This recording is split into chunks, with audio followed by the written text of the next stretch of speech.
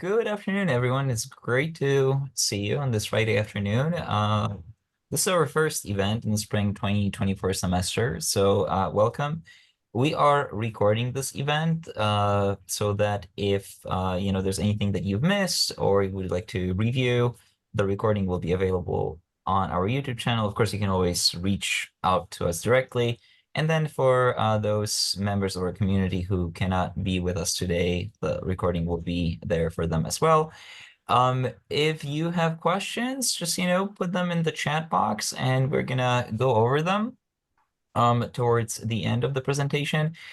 This is a info session on our LRC Instructional Innovation Grant, which is an internal award to support language instruction, foreign language instruction at Columbia University.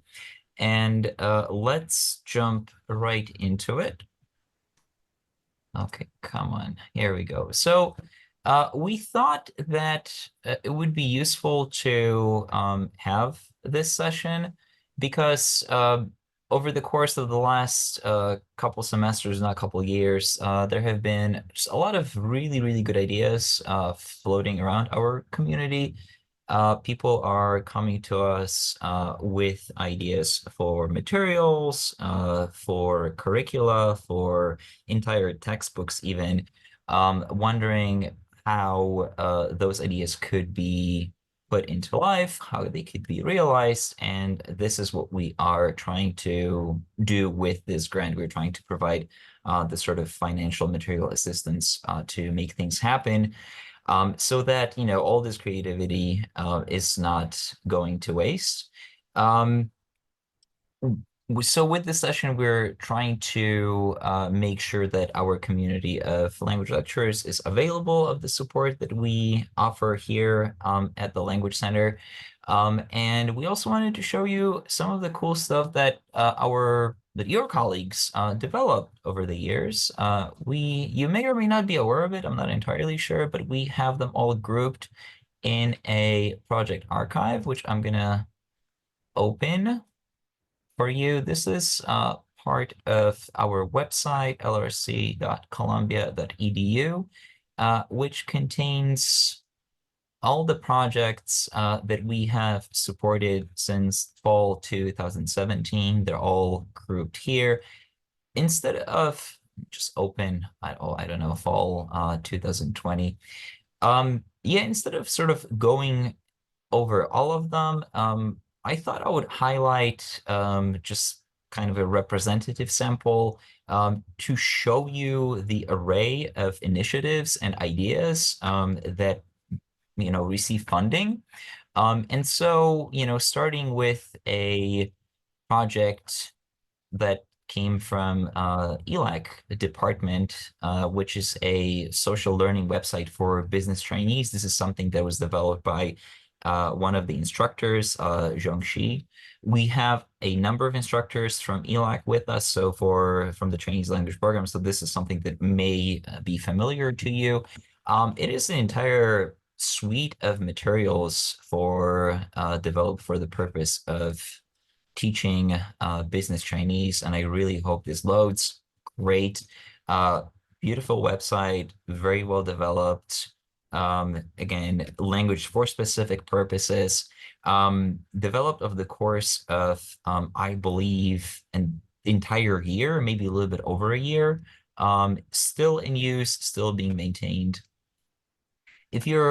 Oh yeah, and here I should probably mention that if you're interested in how these projects have been developed, we do have information about the initiators and the developers and the owners of these projects too. So, they're all from Columbia. You can reach out to them on your own. There's also another noteworthy project for one of the less commonly taught languages, Bosnian, Croatian, Serbian, and this is from the Slavic Languages Department. We have some instructors from the Russian language program with us, I believe. So this may be of interest to you. Um, This is a very ambitious project that was developed over the course of several years. It started very small as sort of a sequence of materials for BCS, and over many semesters, it grew into an actual open source initiative of textbook and workbook, which contains materials. It contains multimedia lessons with audio exercises, with matching activities, um, all sorts of interesting things. And again, this would be an example of something that did take a while to develop, but the LRC was present at almost every step throughout this process.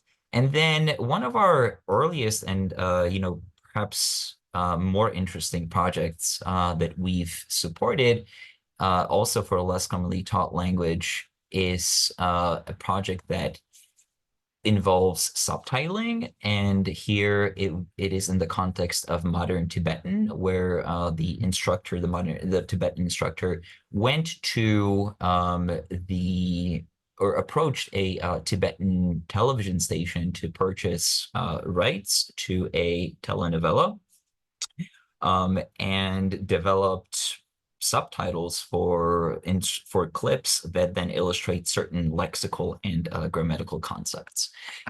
So those three projects kind of show you the depth and the breadth of the things that are possible. Like I said, a lot of creative ideas, and we hope that we can continue to support that these kinds of developments and initiative, and we would very much like to do that.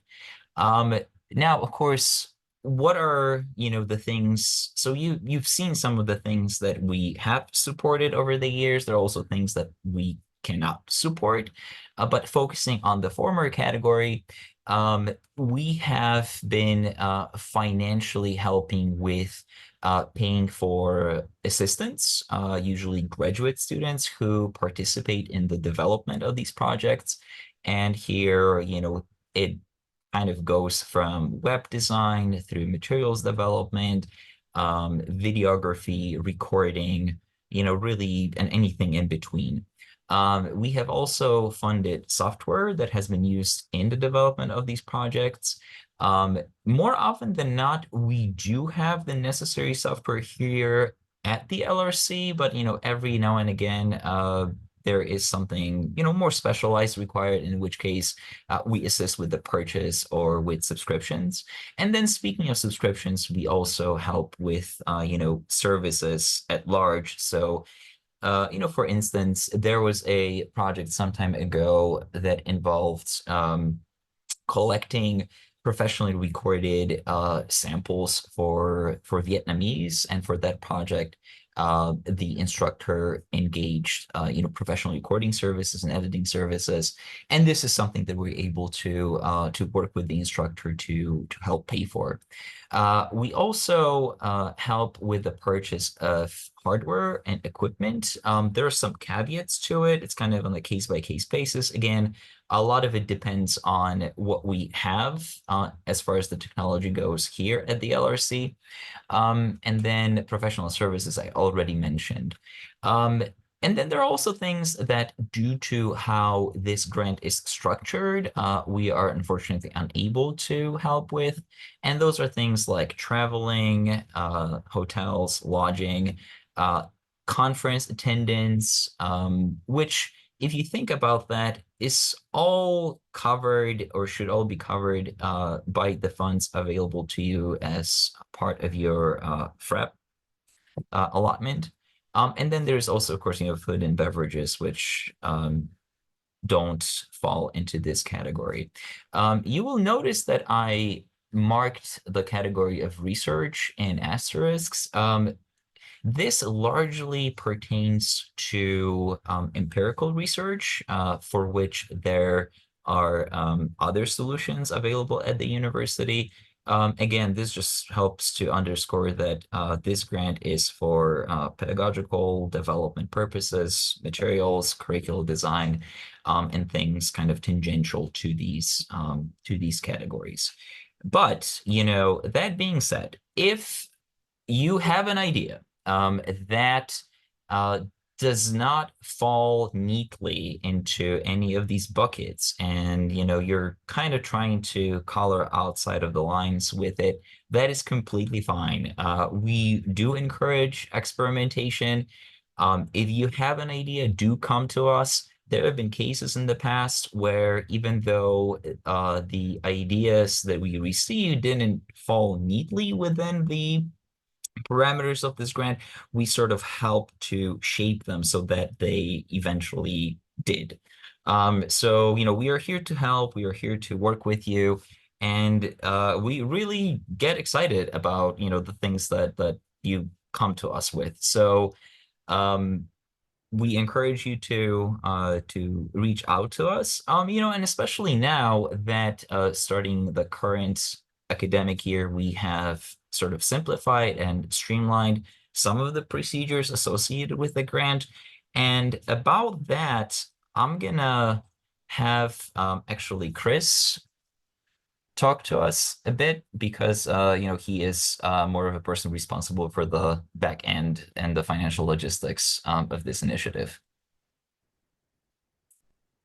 Chris? Hello, can everybody hear me? Yes. Okay, great. So give me just one moment. I'm going to put a file the um, into the chat, and this is going to be a sort of explanation of the LRC grant lifecycle over the course of the year. So I am putting it in there right now, and you're welcome to follow along if you would like.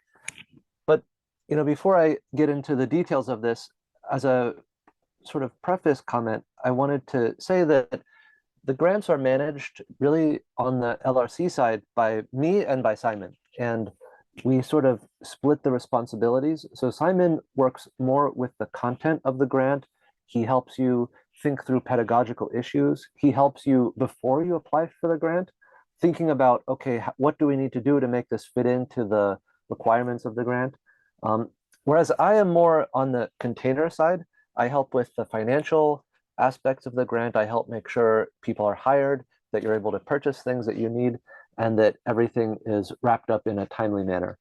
So you can see the document that I just shared with you, and I'm not going to share my screen, but you can feel free to pull it up on your own computer.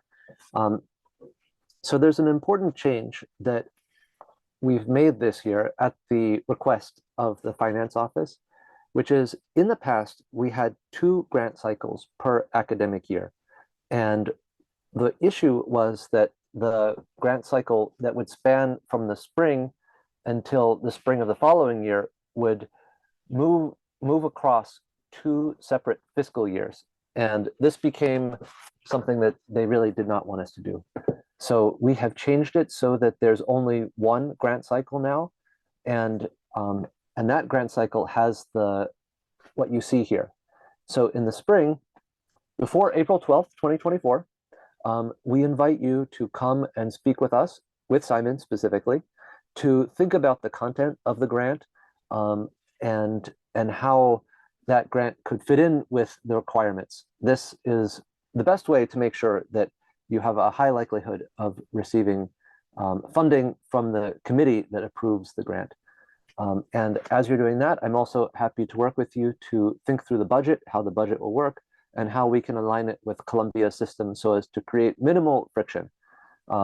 There's ways that Columbia wants us to spend money that it can do very easily, and there's ways that Columbia doesn't want us to spend money, and if you try to do it that way, they get mad. So we don't want them to be mad. The proposals are due for the full year on Friday, April 12th. So this is your chance for the 2024-2025 academic year. And so you'll turn in the proposal, and then the committee will read over the proposals, and then by Wednesday, May 8th, we will announce, or they will announce, the projects that have been approved by the committee. So once you get to Wednesday, May 8th, if your grant proposal is approved, then you can start informally putting together the pieces of the grant, but the grant will officially start on July 1st. Abdul, I noticed you may have a question. No, okay.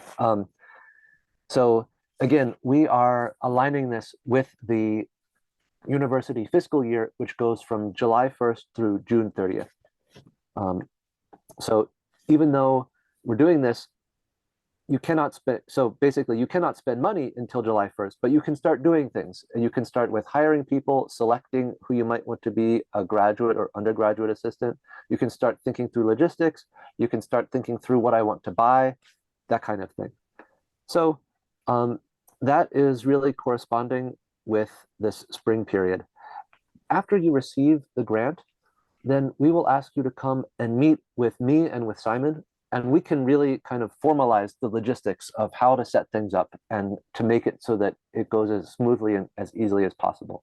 So that logistical setup meeting can be in person or it can be on Zoom, and that's the week of May 13th through May 17th. Of course, we can move a little bit on either side of this, but that's generally what we're shooting for.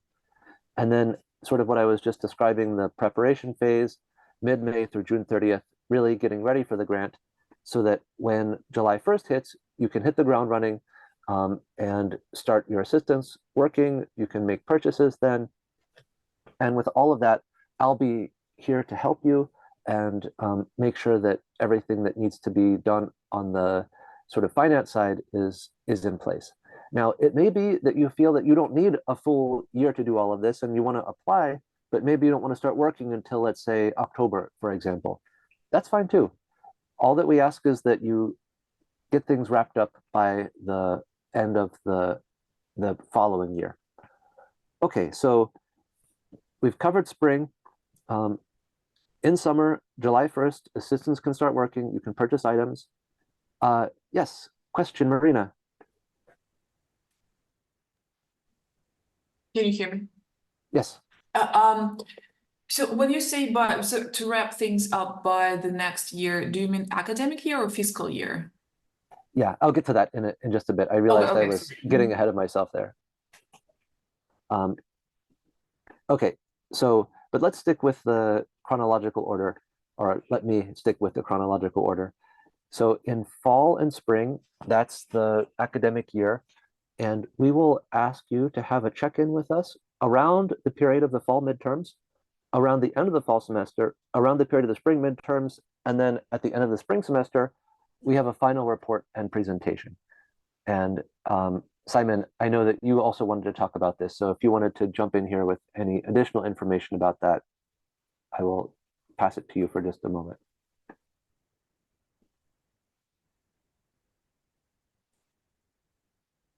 And you're muted, Simon. My bad. Thank you. So yeah, there's one question in the chat regarding the number of grants that are being awarded. The way that this works is that once we receive the proposals for grants for the current funding period, we send the proposals over to the committee comprised of your colleagues across various departments that then vote on these proposals. And there are years when we have, as many as 5, 6 proposals funded. There are years when we have only 1 and 2. It really depends. Sometimes we, sometimes we get many proposals, sometimes we get a little bit less or fewer. It kind of varies. There's no minimum. There is, of course, maximum limited by the number of by the amount of funding that we receive, but that kind of should give you an idea. But just to add, Simon, I think Lingyan might also be asking, is it how many total grants or how many cycles? So there used to be 2 cycles, now there's just the 1 cycle. And that's at the request of the finance people on Columbia's side. Okay, so Chris, so here's an outline of the milestones that are associated with the grant cycle. Chris already talked about the prep phase. The projects, once awarded, will commence on July 1st. And then there are, in terms of how they're structured, there are sort of 4 check-ins over the course of the academic year. The first one is during the fall semester on midterms time. We do this in person. We meet with you. We talked about, what has been done, what still remains to be accomplished. We make adjustments. We continue planning. We monitor the funds. Then moving on to the check-in two, which happens at the end of the fall semester. At that point, we will ask you to submit a really super short 2-page midpoint report where you kind of discuss what you have done up until that point, what you still want to do. If there are any changes, this is the space we provide for you to talk about that.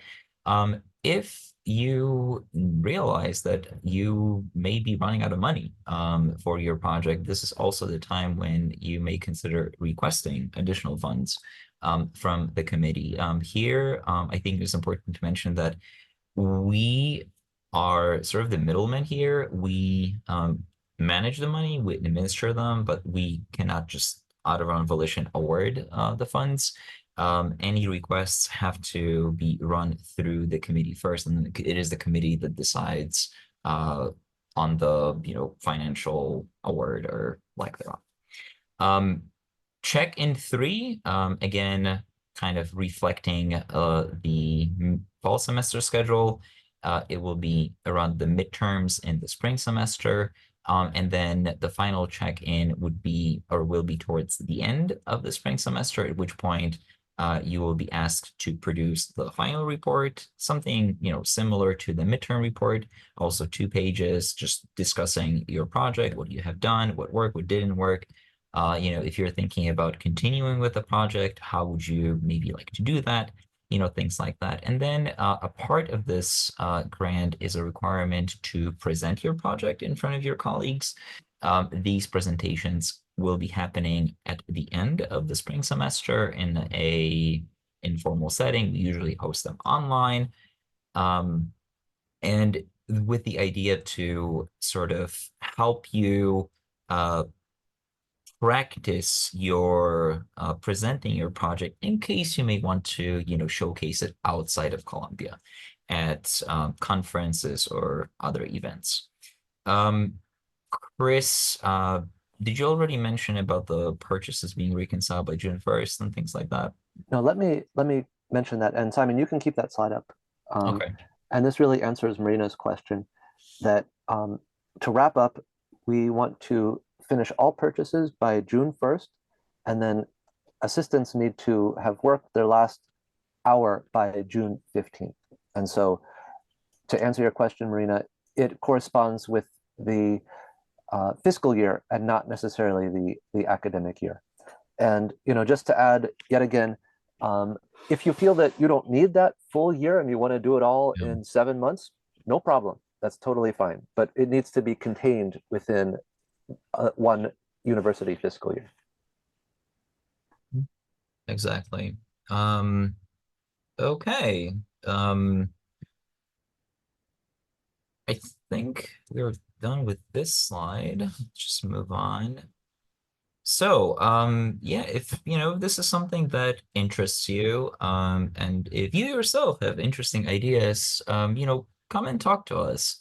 Also, I mentioned that there have been many projects that we funded over the years. They're all listed on our webpage. We are also happy to, connect you with the instructors who worked on these projects. If, you would like to build something similar, or maybe just talk to a person who has been through the process, ask them for advice, maybe, discuss how they estimated their expenses, and things like that. We would be happy to make these connections for you, but you're also welcome to just reach out via email since we're all part of the same community. And on that note, I think that we've covered everything, unless Chris, you have something to add. Just one brief thing and one piece of encouragement, which is these grants and the projects that you develop with them, they're done with this LRC grant, but really it's your intellectual property. It's your ideas and you keep that with you. And so if you want to take that and then present it at a conference, you want to turn it into an article, you want to do any number of things, it's yours. So just wanted to make that clear. And that spirit, I think, should motivate how you think about developing the grant and taking what you develop and putting it in different places and extending beyond just the scope of the initial grant. It's really meant to help you in your professional engagements. Mhm. Yeah, Chris, can I follow up with your comment about intellectual property? So I remember signing something at the beginning of this year when I was hired, some document saying that whatever is developed by me on campus, in this university belongs to the university, not to me. So I just want to clarify. Sure. Yeah, that's, I think, let me put it in a different way. We won't claim any intellectual claim on what you develop. If Columbia wants to come in and say this belongs to us, well, that's between you and Columbia, but we will not do that. I think that's Yeah. what they're gonna do. Okay. Yeah. Thank you. One thing, if I may add, is that what we will do is we will ask you to make sure that whatever materials you are developing, that they acknowledge our support. So, if you're writing a website, then we're going to ask you to, input some language that the LRC was helping you with this. If you are developing video materials, we will ask you to include like maybe a watermark on your video. But like Chris said, we will, not go beyond that. Or just an acknowledgement on the page that contains the video. Yeah, not necessarily watermark. But yeah, that we've spoken enough. So let's open it up for questions, and happy to clarify anything or address any concerns. Go ahead, Jungshi. Yeah, hi, Simon. Chris, thank you so much for the introduction. I'd just like to ask about the fringe charge associated with the TA, RA, if we decided to use the money for the compensation.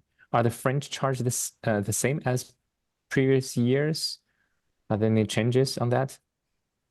Let me take that, since I'm the money guy. Yes. So Great. we have made a change.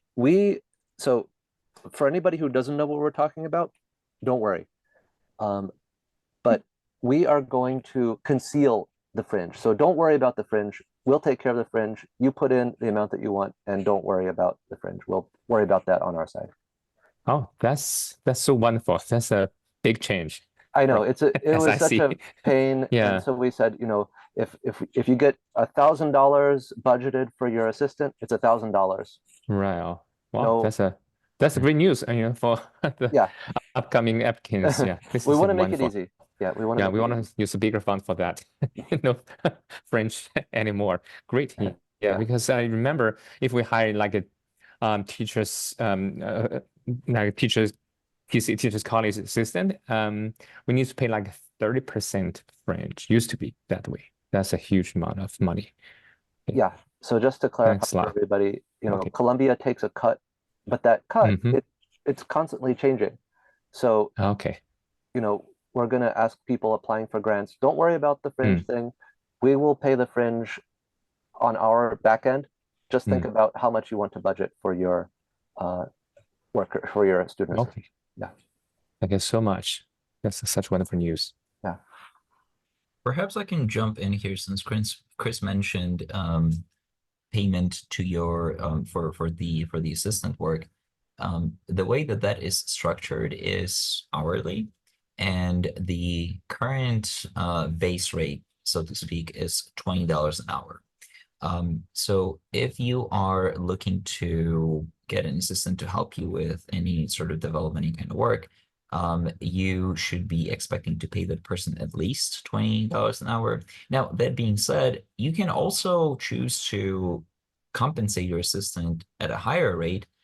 However, that is something that you may need to also justify in your proposal, why you are, paying this much for that particular form of assistance. I recommend make it easy on yourself and just say $20 an hour.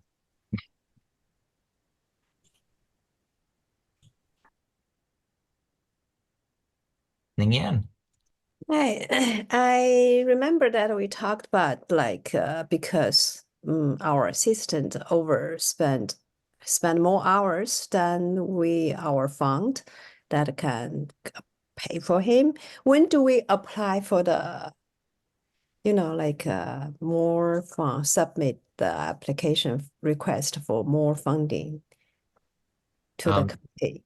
Right. So that is something that was so since you started in July, then your request for additional funding would have been due together with the midterm report, which would have been due in December. If you need additional funds, just come and talk to us. Okay, Mhm. thank you. And Simon, I think that kind of illustrates like we can work with you. We have some leeway to address issues as they're coming up, and we'll within reason, but we'll figure it out.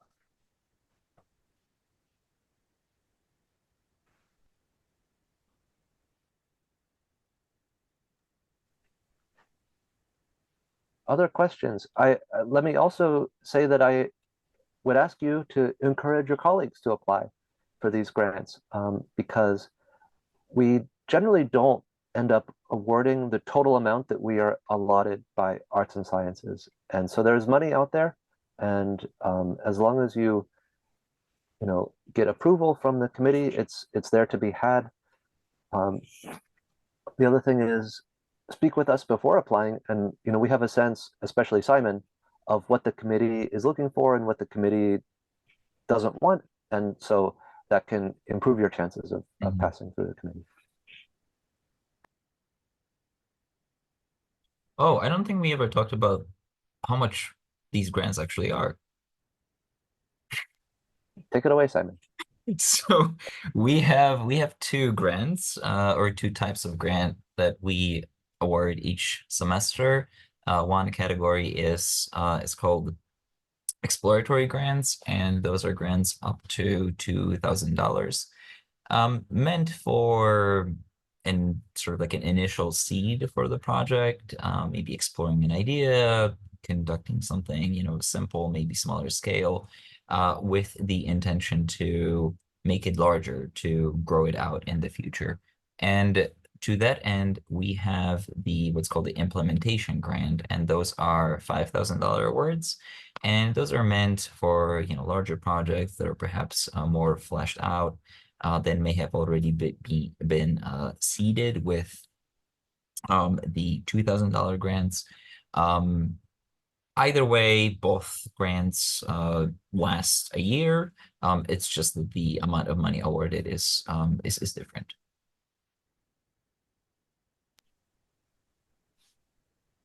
Any other questions? Also, if you have questions beyond this, we're happy to speak with you. Thank you, Zhangxi, for your comment.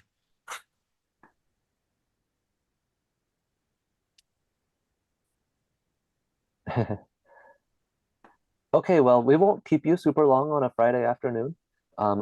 Simon and I will stick around here if you want to speak with us, for a few minutes. Otherwise, we will wish you a pleasant weekend.